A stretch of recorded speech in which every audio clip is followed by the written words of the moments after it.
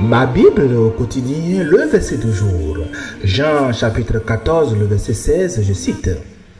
Et moi, je prierai le Père, et il vous donnera un autre consolateur, afin qu'il demeure éternellement avec vous.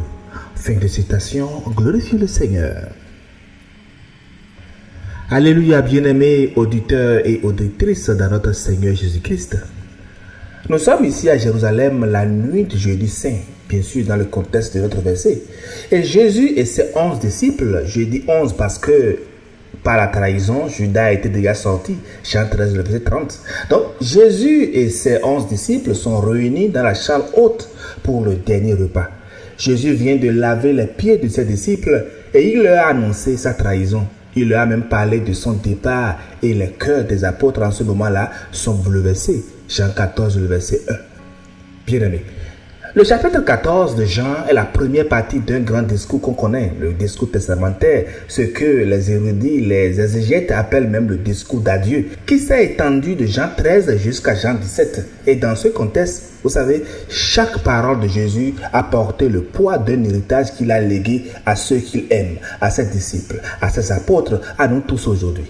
Jésus vient de répondre à Thomas dans le chapitre « Je suis le chemin, la vérité et la vie », le verset 6. Puis, il vient également de répondre à Philippe « Celui qui m'a vu a vu le Père », le verset 9. Et maintenant, au verset 15, il pose la condition de l'amour. Il dit « Si vous m'aimez, gardez mes commandements ». Le verset 16 est vraiment lié au verset 15 parce que ça commence par une conjonction « et moi ». Autrement dit, si vous m'aimez et que vous obéissez, voici ce que je ferai pour vous en retour. Et moi, je prierai le Père. Bien-aimé, c'est bien Jésus, le co-égal du Père, qui intercède en notre faveur, non comme un mendiant, mais comme un fils qui a agi auprès du Père. Et le verset nous dévoile encore l'intercession que Christ fait toujours pour nous. Nous intercédons auprès du Père, on prie en disant au nom de Jésus-Christ et il le rapporte au Père. Car comme l'a écrit Paul, il vit toujours pour intercéder. Hébreux 7, le verset 25. Donc, et moi, je prierai le Père et il vous donnera un autre consolateur. Bien-aimé, en disant un autre, Jésus se distingue lui-même implicitement comme le premier consolateur. Et l'apôtre Jean le confirme bien dans 1 Jean 2, le verset 1. Si quelqu'un a péché, nous avons un avocat auprès du Père, Jésus-Christ le juste. Sur la terre pendant 3 ans, notre Seigneur Jésus-Christ a été pour ses disciples à la fois avocat, consolateur, intercesseur, conseiller et assistant permanent. Et voici qu'il promet quelqu'un de même nature que lui, qui continuera exactement ce qu'il a fait, mais cette fois-ci de l'intérieur. Car Jésus était avec eux, avec ses disciples, et l'Esprit, lui, sera en eux, le verset 17 du chapitre. Bien-aimés dans le Seigneur, lorsqu'on parle du Saint-Esprit, ce n'est pas une force mystérieuse, quelque chose d'extraordinaire. Non, c'est une énergie symbolique qui vit en nous. C'est une personne divine agissant dans le cœur humain, dans notre cœur à chaque instant.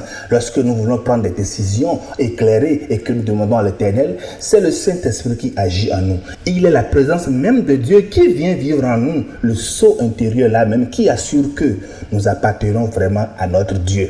Et le verset finit en disant « Afin qu'il demeure éternellement avec vous ».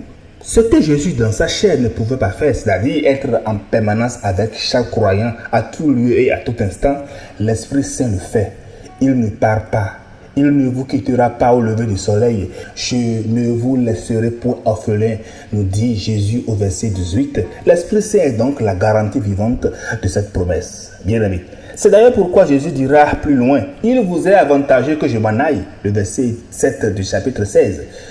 Mais quel retournement! Vous savez que nous sommes, évidemment, nous nous approchons de la période pascale. Ce qui semblait une perte à ce moment-là, parce que Jésus-Christ part, le départ de Christ, devient la condition d'un gain infini pour nous. La présence de l'Esprit en chaque croyant, en tout lieu, pour toujours. Alléluia. Chers amis dans le Seigneur, en écoutant ce commentaire, peut-être vous vous sentez seul dans votre combat, seul face à la maladie, à la trahison, à l'incompréhension. Notre verset du jour vous dit clairement, vous n'êtes pas orphelin. Jésus a prié le Père pour tout le monde, pas seulement pour les 11 disciples. Et le Père y a quand même répondu. Il nous a donné le paraclet. Il est en nous, pas à côté, pas pas en attente, pas en réserve. Il est là, il prie à notre place quand nous ne savons plus quoi dire. Il plaide notre cause quand le monde nous accuse. Mais attention, parce qu'au travers de tout ça, le verset 15 reste quand même la porte d'entrée. Si vous m'aimez, gardez mes commandements. Le paraclet ne s'impose pas, bien-aimé. Il est donné à ceux-là qui aiment Jésus et lui obéissent. Ce n'est donc pas une contrainte, mais Jésus nous invite à entrer dans cette vie trinitaire elle-même. Pour finir, mes chers amis, notons que le Seigneur ne nous a pas laissés seuls. Avant même de mourir, il avait déjà tout prévu. Un autre lui-même, de même nature, de même amour nous a été donné. Le paraclet est à nous tous. Bonne méditation et agréable journée à toutes et à tous dans la grâce et la présence du Saint-Esprit. Alléluia chez vous.